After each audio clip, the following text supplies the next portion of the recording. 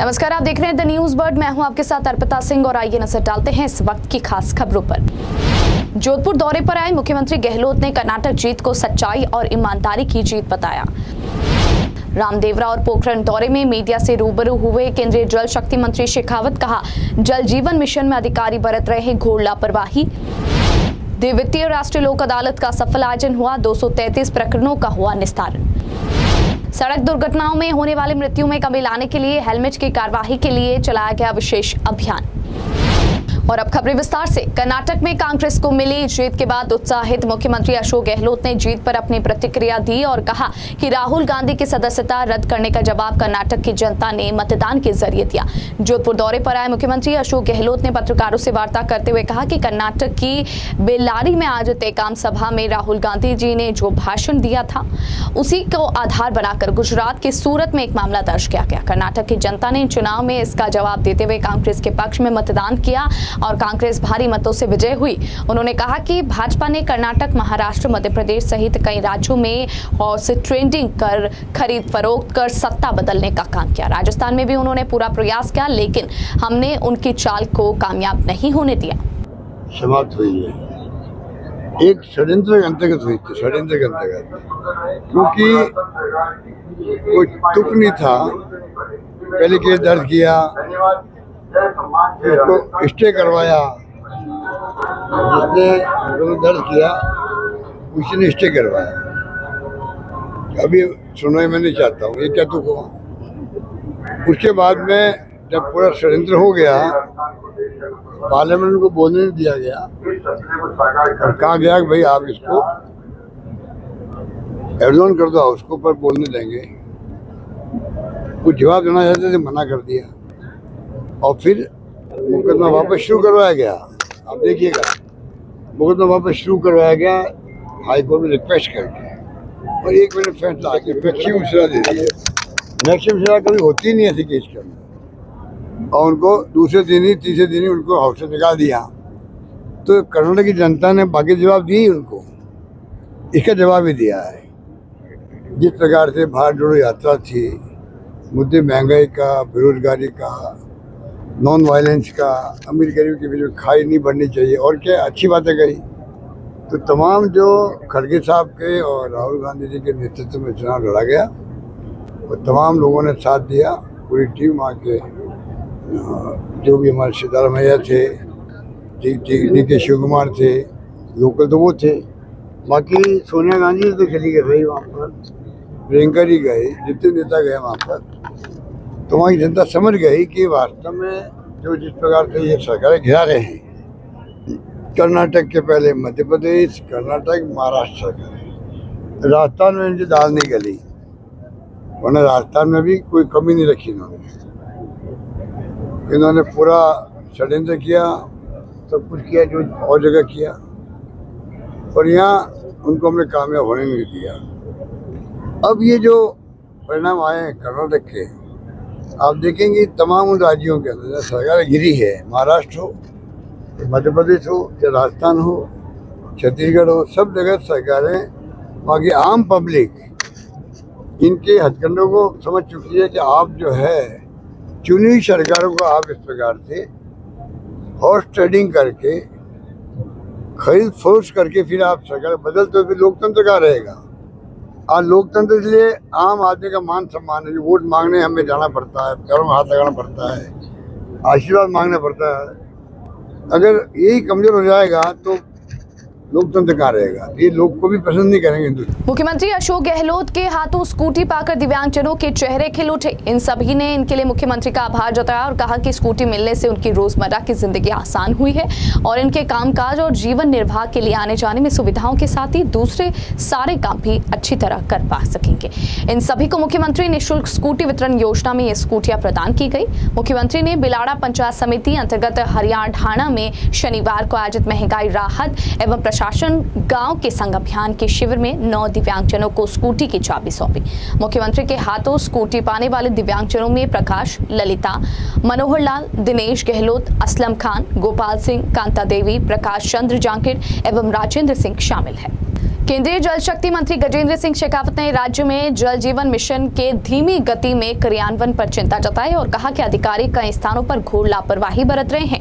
शेखावत शनिवार को अपने रामदेवरा और पोखरण दौरे के दौरान मीडिया कर्मियों से बातचीत करते हुए बताया कि जल जीवन मिशन में देश भर में सर्वाधिक पैसा राजस्थान को मिला है, लेकिन काम बहुत कम हुआ है। 40,000 करोड़ का बजट आवंटन हुआ, इसमें से मात्र 7,000 करोड़ रुपए खर्च किए गए। शेखावत ने कहा कि पोखरण क्षेत्र में सबसे बड़ी चुनौती पेयजल है, लेकिन यहाँ अधिकारियों के स्तर पर घोर लापरवाही जल जीवन मिशन के क्रियान्वयन में हो रही है।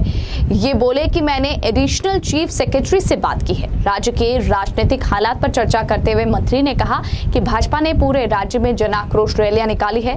इनमें राज्य सरकार के खिलाफ जनता में आक्रोश दिखाई दिया है। कांग्रेस सरकार की योजनाओं की विफलता के बारे में मंत्री और विधायक एक दूसरे पर आरोप लगा रहे हैं और कह रहे हैं कि इस बार कांग्रेस का सफाया होने वाला है।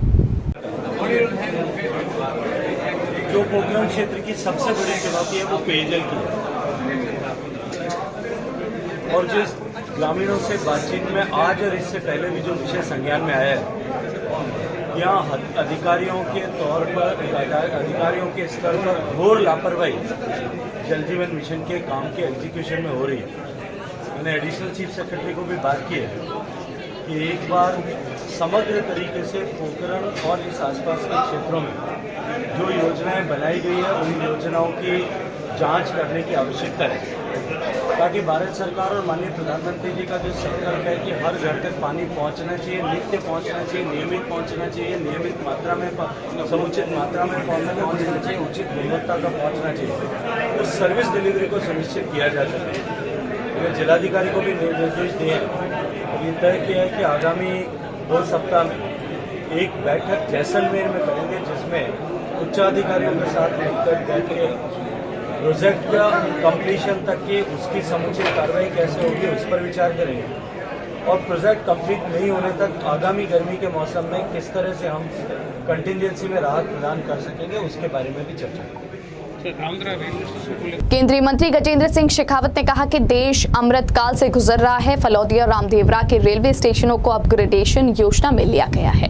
रामदेवरा पूरे देश का प्रमुख तीर्थ स्थल है, लाखों यात्री यहां आते हैं। इस रेलवे स्टेशन का विस्तार व आधुनिकीकरण के लिए भव्य स्वरूप में रामदेवरा का रेलवे स्टेशन बने, इसके लिए रेल मंत्री ने 18 करोड़ रुपए स्वीकृत किए। आगामी 1 वर्ष में इस परियोजना के पूरे करने का संकल्प है। परमाणु विस्फोट की सिल्वर जुबली पर पोखरण में 87 बटालियन सीमा सुरक्षा बल की ओर से आयोजित कार्यक्रम में शामिल होने पोखरण आए शेखावत ने कहा कि परमाणु विस्फोट करके पूर्व प्रधानमंत्री अटल बिहारी वाजपेयी ने साहसिक कदम उठाया था। हमने पूरे देश के सामने भरोसा भी दिलाया कि हम इससे पहले इस्तेमाल नहीं करेंगे, लेकिन भारत की असीमितता के सामने कोई आता है और अखंडता को चुनौती देगा तो हम उसे चूकेंगे नहीं। भारत सरकार की अमृत योजना, क्योंकि देश अभी आज़ादी के 75 साल पूरे करके अमृत काल के दौर से गुजर रहा है।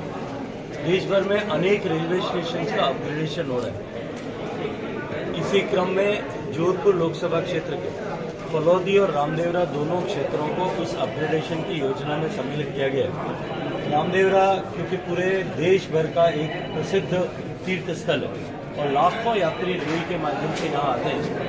निश्चित ही हमारा रेलवे स्टेशन उसके परिमाण में, उसके अनुपात में बहुत छोटा है।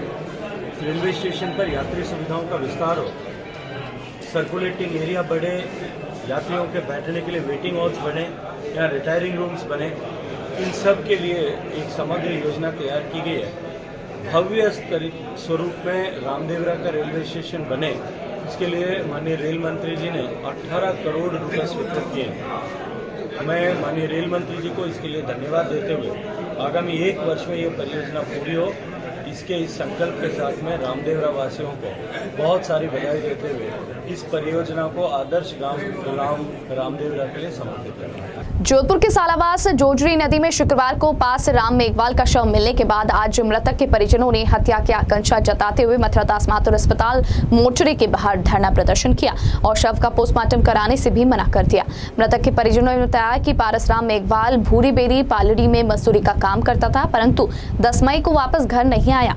इस बारे में गुमशुदगी दर्ज करवाई गई, परंतु 12 मई को सूचना मिली कि सालाबाज जोजरी नदी में पारस का शव मिला है। परिजनों ने बताया कि हत्या की आशंका के चलते उन्होंने बताया कि इस संबंध में पुलिस ने नामजद रिपोर्ट दर्ज करानी चाहिए, परंतु पुलिस ने एफआईआर भी दर्ज नहीं की और ना ही इस पूरे मामले में कोई जांच की जा रही है, जिसके विरोध में परिजनों द्वारा मोर्चरी के बाहर धरना प्रदर्शन किया गया। पारसराम मेघवाल है मृतक, जो सतलाना गांव से है और कालीबेरी एक खान में काम करता है, जिसके ठेकेदार का नाम है ओम जी बटेर और उसका भैया रामचंद्र करके। तो उसका फ़ोन करीब 3-4 तारीख से स्विच ऑफ आ रहा है और वो 9 तारीख से वहाँ से निकला है और घरवालों ने 11 तारीख को गुमशुदगी भी दर्ज कराई है और उसकी बॉडी है वो सालाबाज नदी में मिली है कल, और हमने रिपोर्ट भी दी है, नामजद दी है। पुलिस ने मुकदमा अभी तक दर्ज किया नहीं है, अभी तक कोई अधिकारी आया नहीं है। एकमात्र एसएसओ आया यहाँ पे अपने गौतम जी डोटासरा, और वो कह रहे हैं कि हम सीसीटीवी फुटेज निकाल रहे हैं। क्या कहा है गौतम जी डोटासरा? सड़क दुर्घटनाओं में होने वाली मृत्यु में कमी लाने के लिए शनिवार को पूरे राजस्थान में बिना हेलमेट की कार्यवाही के लिए विशेष अभियान चलाया गया। इस अभियान के तहत पूरे राजस्थान में पुलिस द्वारा बिना हेलमेट निकलने वालों के चालान काटे गए। पुलिस महानिदेशक कार्यालय से अभियान के लिए आदेश जारी हुआ था, जिसकी पालना में आज सुबह 9 बजे से ही सघन अभियान की शुरुआत हो गई। अभियान के तहत जोधपुर के मुख्य चौराहे सोस्ती gate, Jalori gate, Bombay motor, Akhaliya, Shastri circle सहित सभी चौराहों पर भारी पुलिस जाब्ता तैनात रहा। जोधपुर यातायात पुलिस एडीसीपी चैन सिंह महिचा ने बताया कि विशेष अभियान के तहत शहर के हर चेक पॉइंट पर बिना हेलमेट वाले वाहन चालकों के खिलाफ नियमानुसार कार्रवाई की जा रही है, जिसके चलते 500 अधिक वाहनों के चालान काटे गए। उन्होंने बताया कि सड़क दुर्घटनाओं में अधिक लोगों की जानें जा रही है और आमजन में जागरूकता के उद्देश्य से यह विशेष अभियान चलाया गया। आज additional DGP traffic police Rajasthan के द्वारा पूरे राज्य में एक विशेष अभियान चला गया है, जो भी बिना हेलमेट ड्राइव कर रहे हैं उनके खिलाफ चालान की कार्रवाई करने का। ये अभियान पूरे राज्य में जिला पुलिस के द्वारा और ट्रैफिक पुलिस के द्वारा सामूहिक रूप से चलाया जा रहा है। हर जगह पर चेकिंग हो रही है। मुख्य उद्देश्य है सड़क दुर्घटनाओं में कमी लाना। लोगों को विशेषकर ग्रामीण एरिया में अभी भी पूरी जानकारी भी नहीं है, प्रॉपर चेकिंग भी नहीं होती है, तो वो भी एक बड़ा लक्ष्य था कि ग्रामीण लोगों को भी इसके प्रति जागरूक किया जाए।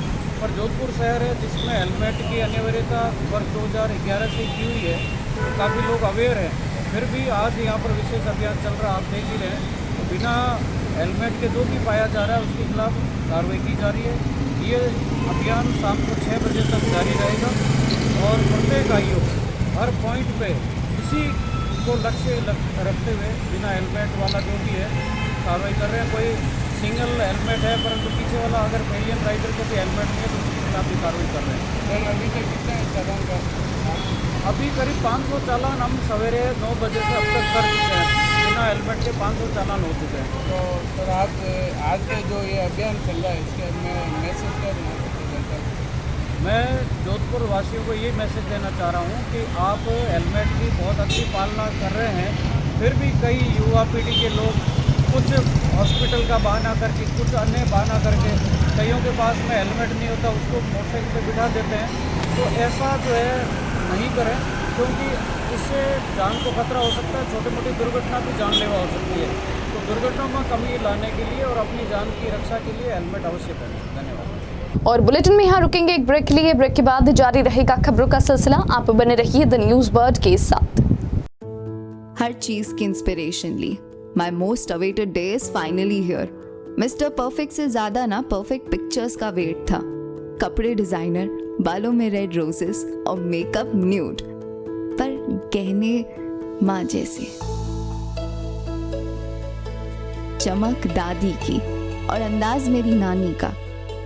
इनके नूर का राज बचपन से जानना था। आसपास नहीं तो थोड़ा कुछ इन्हीं के जैसा लगना था, क्योंकि कुछ चीजें आज भी भरोसे से चलती है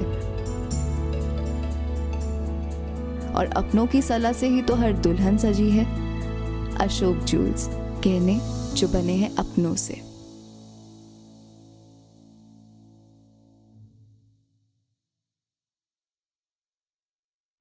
पश्चिमी राजस्थान में पावर की सभी समस्याओं के समाधान उपलब्ध करवाते हुए आभा जेनसेट 2 दशकों से diesel generator, transformer, electric panels एवं पावर कंसल्टेंसी की उत्कृष्ट विश्वसनीय सेवाओं के क्षेत्र में कार्यरत है। 2000 से ज्यादा schools, hospital, factories, industry, petrol pump, complex, carnival में सफल इंस्टॉलेशन। आभा जिनसेट 2000 से ज्यादा संतुष्ट कस्टमर्स का परिवार है। साथ ही पश्चिमी राजस्थान का सबसे ज्यादा बिकने वाला जनरेटर आभा जनरेटर। वोकल के लिए लोकल बने। आज ही संपर्क करें 9414195017 पर या 9829063200 पर। जय श्री कृष्णा, जय श्री गुरु महाराज। आज के इस आधुनिक युग में पावर की सप्लाई एक महत्वपूर्ण चीज हो गई है। जमाना इन्वर्टर और बैटरी से हटके कंटिन्यूस पावर पे आ गया है। हमारा जो एक्सपीरियंस पिछले 20 सालों से रहा है और टोटल कंपनी के 30 सालों का जो जनरेटर का एक्सपीरियंस है, उसी को देखते हुए अब हमारे पास 2 kVA से लेकर 2500 kV तक के जनरेटर उपलब्ध हैं। किसी भी को साइलेंट जनरेटर की आवश्यकता हो, किसी तरह का पावर कट हो, कंटिन्यूस रेटिंग के लिए जनरेटर की रिक्वायरमेंट हो, तो आप हमसे संपर्क कर सकते हैं।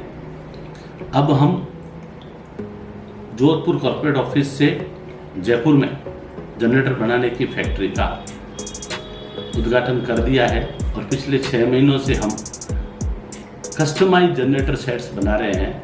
जिसको जैसी रिक्वायरमेंट है उसको उसी तरह का जनरेटर बना के देते हैं। जो सहयोग पिछले 30 सालों से पश्चिमी राजस्थान का रहा है, उसी सहयोग के आधार पे हमने जनरेटर का कार्य मैन्युफैक्चरिंग का चालू किया है। हमारे पास सभी साइज के जनरेटर उपलब्ध है। उसके साथ कंट्रोल पैनल और सोलर का भी हम काम करते हैं। ट्रांसफार्मर, किसी भी तरह के पावर की आवश्यकता हो, आप हमसे संपर्क कर सकते हैं। जनरेटर के क्षेत्र में हमारे पास सभी तरह के साइज उपलब्ध है। हमारी कंपनी जो लीड डॉक्टर आभा बोरा कर रही है, हमारे पास ट्रेन इंजीनियरों की पूरी टीम है एवं उस टीम के साथ 30% का महिला रिजर्वेशन भी है और हर तरह की सेल्स और सर्विस हम प्रोवाइड कराते हैं। हम एस्कॉर्ट्स के ऑथराइज OEM हैं। आपको किसी भी तरह की रिक्वायरमेंट हो तो जरूर संपर्क करें। जोधपुर शहर में बेहतरीन चिकित्सा सुविधाओं से युक्त एवं मरीजों का विश्वास Daukiya hospital, a multi speciality centre. Chiranjeevi, RGH, CGHS, ECHS जैसी सरकारी योजनाओं के तहत निशुल्क ऑपरेशन व इलाज, हृदय रोग, स्त्री रोग, शिशु रोग, प्लास्टिक सर्जरी एवं दंत रोग, न्यूरोलॉजी एवं न्यूरो सर्जरी जैसे विशेष चिकित्सा सुविधाओं के लिए उपलब्ध है डाउकिया हॉस्पिटल। 24/7 आपातकालीन सुविधाएं, trauma centre, dialysis, cath lab, CT scan, ICU, CCU, NICU, यह सभी अब संभव है एक ही छत के नीचे। Daukiya hospital multi speciality centre, Pratapnagar toll office के सामने, सुरसागर रोड, प्रतापनगर, जोधपुर। अधिक जानकारी के लिए संपर्क करें 02912750 7340031491। अब चाहे शादी समारोह हो या कोई अन्य कार्यक्रम, बच्चों और बड़ों के लिए कपड़े खरीदना हो या मेंस एथनिक वियर, यह सब हुआ बहुत ही आसान, क्योंकि रामसन्स उपलब्ध करवाता है कपड़ों की वाइड रेंज, जहां आपको मिलते हैं kurta pyjama, suiting and shirting, formals wear.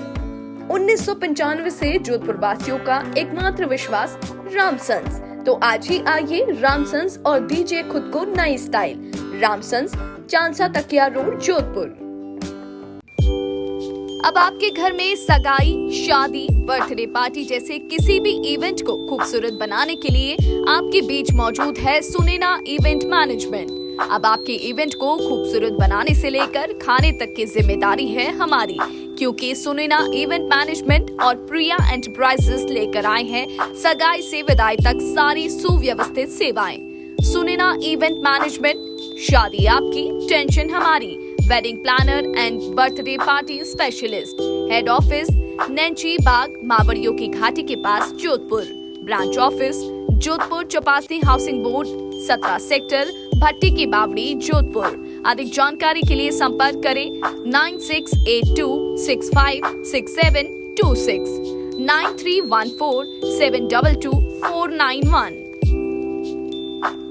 Break के बाद बुलेटिन में आपका स्वागत है। जोधपुर शहर के एयरपोर्ट थाना क्षेत्र में रहने वाले एक व्यक्ति ने अपने घर की निजी सीवरेज होदी की सफाई करवाने के लिए एक अधेड़ को बिना सुरक्षा उपकरणों के ही सीवरेज होदी में उतार दिया, जिसके चलते उसकी तबीयत बिगड़ गई और मौत हो गई। अधेड़ की मौत होने के बाद वाल्मीकि समाज के लोग आक्रोशित हो गए और भारी संख्या में एमडीएम अस्पताल में जमा हो गए। सूचना पर महापौर दक्षिण वनिता सेठ, आयुक्त दक्षिण अरुण कुमार पुरोहित मौके पर पहुंचे और उन्होंने वाल्मीकि समाज के प्रतिनिधि मंडल से वार्ता की। दोनों की वार्ता के बाद 10 लाख रुपए की सहायता राशि देने पर सहमति बनी।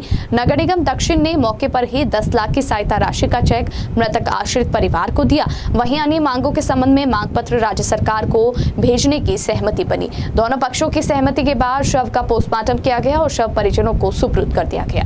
एसीपी देरावर सिंह ने बताया कि एयरपोर्ट थाना क्षेत्र के एयरपोर्ट गुरुद्वारे के पास निवासी गोविंद राम के मकान की सीवरेज लाइन की सफाई के लिए प्राइवेट कर्मचारी कैलाश गावरिया को बुलाया गया।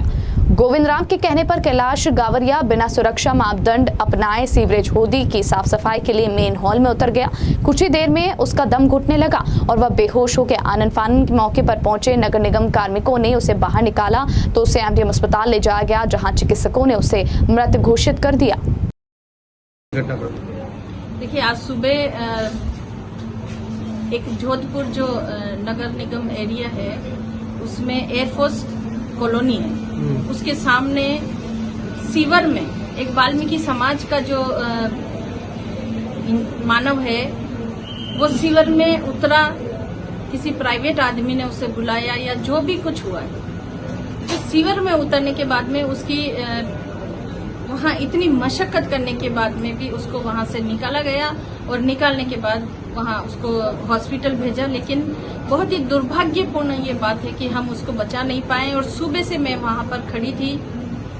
इसके बाद में हॉस्पिटल में उसका जब सारे निगम और प्रशासन और सबको बुला के मैंने ये हिदायत दी है कि इनको तुरंत प्रभाव से 10 लाख रुपए जो एमएस एक्ट की राशि बनती है वो तुरंत इसको दिलवाई जाए, इसके आश्रितों को, और इनके जो अंत्येष्टि के लिए इनकी मदद की जाए।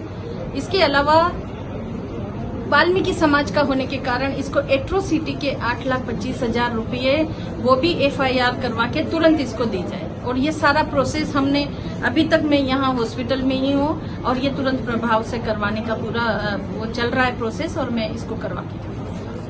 आजकल जो ये घटना हो रही है, गटर में मर्द पाए जा रहे वाल्मीकि समाज के बच्चे जो गटर खोलने के अंडर में आकर जो इस तरह की घटनाएं हो रही है पूरे राजस्थान में एक नहीं है। अभी इस जोधपुर में अभी जो 1 महीने की बात करें इसमें 5 ऐसी घटनाएं हो गई जोधपुर में। और राजस्थान की बात करें तो राजस्थान में कम से कम हजारों ऐसी घटनाएं हो रही है। पर हमारा समाज क्या ऐसे ही मरता रहेगा इस गटर के कचरों में दबकर हम अपना जीवन नहीं जी सकते? तो सरकार क्यों नहीं ये प्रावधान ऐसा निकाले, प्रशासन और सरकार दोनों मिलकर इस तरह की घटना को रोकने का प्रयास क्यों नहीं कर रही है? ये हर बार हमारे समाज के बंदे मर जाते हैं, कट जाते हैं और मुआवजा देकर उनको फ्री कर देते हैं, जिसमें मुआवजे में भी क्या होता है कि कई तरह के परेशानी डाल डुली के उनको ये मैटर ख़त्म करके ये अपना उल्लू सीधा कर लेते हैं सरकार और प्रशासन। तो मेरा ये रहेगा सरकार से, राज्य सरकार से कि इस तरीके से और केंद्र सरकार से कि तो कठोर से कठोर ऐसे नियम बनाएं जिससे कि इस तरह की घटनाएं ना हो।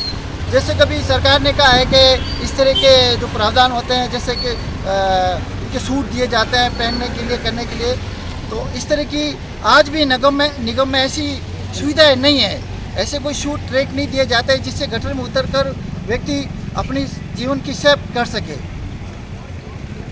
वाल्मीकि समाज आज इस तरह से धरना देकर बैठा है कि सरकार कब चेतेगी, ये कब हमारे समाज के बच्चों को जीवन दान मिलेगा इस गटरों से, तो क्यों नहीं ऐसी सुविधाएं करें। आपका परिचय? मैं सुनील बारासा जोधपुर से।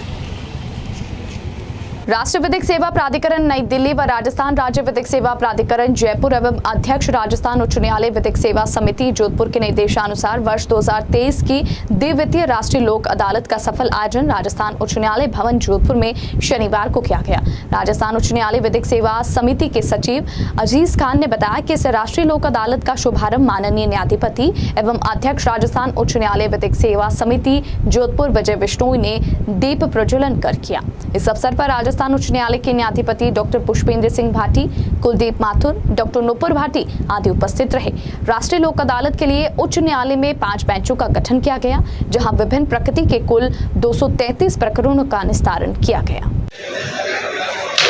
राष्ट्रीय लोक अदालत है, उसको लेकर आप इस वर्ष आज 13/5/2023 को वर्ष की द्वितीय राष्ट्रीय लोक अदालत है।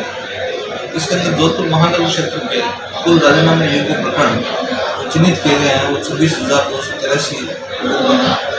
उनके लिए कुल 6 बेंच बनाई गई है और 1 बेंच रेवेन्यू मामलों के लिए बनाई गई है और 1 बेंच पर लिटिगेशन के लिए बनाई गई है। इन लोक अदालत के अंदर जो बेंचें बनी हुई हैं उसमें पेंडिंग केसेस और प्री लिटिगेशन केसेस ज़्यादा से ज़्यादा मात्रा में निपटाने का प्रयास किया जाएगा। कितनी बेंच का गठन हुआ? यहाँ न्यायालय के लिए जो लंबित प्रकरण है उनके लिए 6 बेंच का गठन किया गया है और 1 रेवेन्यू केसेस के लिए बेंच और 1 थांवला थाना पुलिस ने यातायात नियमों की अवहेलना करने वाले वाहन चालकों के खिलाफ कार्रवाई की। स्पेशल चेकिंग अभियान के दौरान नागौर अजमेर सीमावर्ती ग्राम बाड़ी घाटी में बैरिकेड लगाकर बिना हेलमेट दुपहिया वाहनों को रोकने के साथ ही चालान किए गए। इसी के साथ ट्रैक्टर व गाड़ियों पर अनावश्यक रूप से तेज आवाज में साउंड बजाने वाहन चालकों पर भी गाजगिरी। चालान के साथ साथ पुलिस ने एक संदेश भी दिया, आपका जीवन अनमोल है और इसकी सुरक्षा आपके खुद के हाथ में है, इसलिए यातायात नियमों का पालन करते हुए सुरक्षित वाहन चलाएं और सुरक्षित रहे। जोधपुर के उदय मंदिर थाना क्षेत्र में एक युवक द्वारा द केरला स्टोरी फिल्म का स्टेटस लगाने से नाराज विशेष समुदाय के कुछ युवकों द्वारा मारपीट करने एवं जान से मारने की धमकी देने वाले युवकों के खिलाफ सख्त कार्रवाई करने के लिए विश्व हिंदू परिषद एवं बजरंग दल द्वारा पुलिस आयुक्त रविदत्त गौड़ के समक्ष FIR दर्ज करवाई गई। बजरंग दल के पदाधिकारियों ने बताया कि उदय मंदिर क्षेत्र के एक युवक के साथ विशेष समुदाय के लोग ने सुनियोजित तरीके से मारपीट कर उसे सर से तन जुदा करने जैसी धमकियां दी, लेकिन इतने संगीन आरोप के बाद भी पुलिस द्वारा इस पूरे मामले में कोई विशेष कार्रवाई नहीं कर उसे रिहा कर दिया गया। उन्होंने बताया कि यदि इन युवकों को गिरफ्तार कर कठोर कार्रवाई नहीं की गई तो उग्र प्रदर्शन किया जाएगा। 6 तारीख को रात्रि को एक उदय मंदिर निवासी बंधु द केरल फिल्म देखकर आया था, जो आते ही इंस्टाग्राम पर और व्हाट्सएप पर एक स्टेटस लगाया था कि ये द केरल स्टोरी बहुत ही अच्छी और अपनी बहनों को देखनी चाहिए, ये स्टोरी बहुत ही अच्छी है। तो स्टेटस चेक कर कुछ असामाजिक तत्वों के लोग जो इसके स्टेटस देखकर कुछ लोग इसको घर से बुलाकर लेकर गए और बाहर लाकर इसको मारपीट की इसके साथ में। 7 तारीख को पुलिस प्रशासन द्वारा और कुछ हमारे बजरंग दल के कार्यकर्ताओं द्वारा FIR दर्ज करवाकर उनके ऊपर मुकदमा किया गया। पुलिस ने नॉर्मल धारा लगाकर उनको तुरंत रिहा कर दिया। जो जाति सूचक शब्द इसको बोला गया और सर तन से जुदा के नारे लगाकर इसको जान से मारने की धमकी दी, पुलिस ने नॉर्मल धारा लगाकर उनको तुरंत पेश कर दूसरे दिन छोड़ दिया। तो आज हम कमिश्नर साहब से मिलने के लिए आए हैं और वापस पूर्ण इसकी जांच हो और जो FIR हमने दी है उस आधार पर वो धारा लगाकर उनके ऊपर कार्रवाई की जाए और जो 4 लोग अन्य जो कैमरे के अंदर आए हैं उनको पुलिस ने अभी तक गिरफ्तार नहीं किया है, उनको तुरंत पुलिस 12 घंटे के अंदर गिरफ्तार करे, नहीं तो हम पूर्ण प्रदर्शन करने के लिए तैयार है। ये कमिश्नर साहब को हमने बोल दिया है और लिखित में भी दिया है। तो पुलिस प्रशासन से हमने यही निवेदन किया है कि तुरंत उनको गिरफ्तार कर उनके ऊपर कड़ी से कड़ी कार्रवाई की जाए। हाँ बोलो सर। जिस प्रकार पुलिस प्रशासन ने नॉर्मल धाराएं लगाकर उनको जमानत दे दी गई है, जमानत पे निकलते ही उन्होंने इंस्टाग्राम और फेसबुक पे जो स्टोरी लगाई है उनके अंदर उन्होंने ये कहा है मुबारक हो सबको रिहाई का।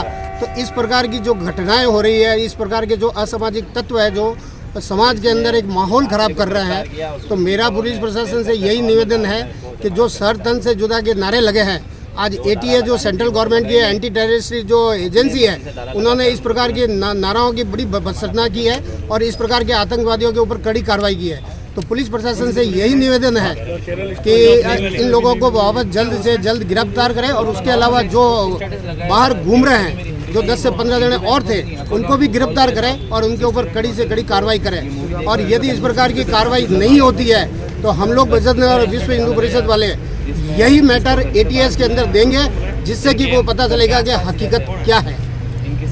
आपका परिचय? मेरा परिचय चंद्रशेखर मनावत, विश्व हिंदू परिषद धर्माचार्य संपर्क प्रमुख। जोधपुर के चांद बावड़ी फतेहपुर क्षेत्र विकास समिति के तत्वावधान में दिनांक शुक्रवार को जोधपुर का 565वां स्थापना दिवस कार्यक्रम में चेनेश्वर महादेव मंदिर में रुद्राभिषेक, संपूर्ण गीता यज्ञ आयोजन, राजस्थानी गीतों भरी शाम का आयोजन जेताबेरा चांद बावड़ी जोधपुर में कार्यक्रम रखा गया।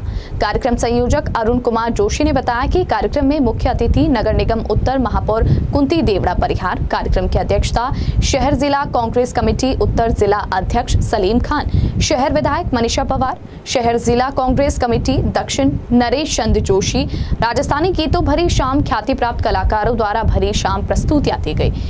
सभी अतिथियों का दुपट्टा पहनाकर स्वागत किया गया, जिसमें सभी चांद बावड़ी फतेहपुर विकास समिति के सदस्य पदाधिकारी उपस्थित रहे। कार्यक्रम के संयोजक अरुण कुमार जोशी ने सभी अतिथियों और मेहमानों का धन्यवाद ज्ञापित किया। मैं जैनेश्वर सांस्कृतिक संस्थान अध्यक्ष अरुण कुमार जोशी 565वें जोधपुर स्थापना दिवस के कार्यक्रम का संयोजक। मैं सभी को जोधपुर कार्यक्रम का ये जो कार्यक्रम हो रहा है उसके लिए मैं हार्दिक बधाई।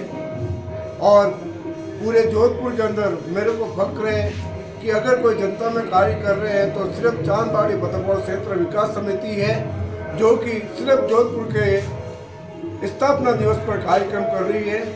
मैं सभी मोहल्लेवासियों की तरफ से जोधपुर स्थापना दिवस पर आपको हार्दिक शुभकामना देता हूँ। धन्यवाद। राजकीय बालिका उच्च माध्यमिक विद्यालय श्याम सदन जोधपुर द्वारा शनिवार को सामुदायिक बाल सभा 2023 का आयोजन किया गया। प्रधानाचार्य शीला आसोपा ने बताया कि बाल सभा 2023 के तहत विद्यालय की प्रतिभा सम्मान, नशा मुक्ति अभियान, सांस्कृतिक कार्यक्रमों की प्रस्तुतियां दी गई। इस दौरान बच्चों ने बढ़ चढ़कर इसमें हिस्सा लिया। बाल सभा के दौरान विद्यालय का समस्त स्टाफ मौजूद रहा।